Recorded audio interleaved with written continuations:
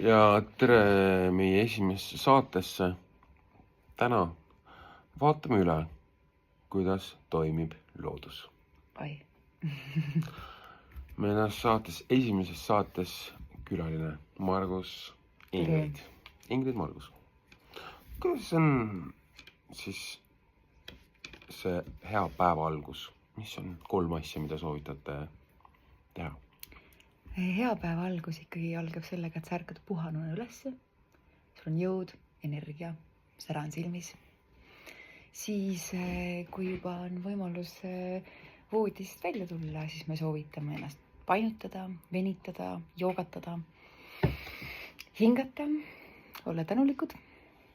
Ikkagi kõige tähtsam toidukord on hommikusöök. Vaat nii.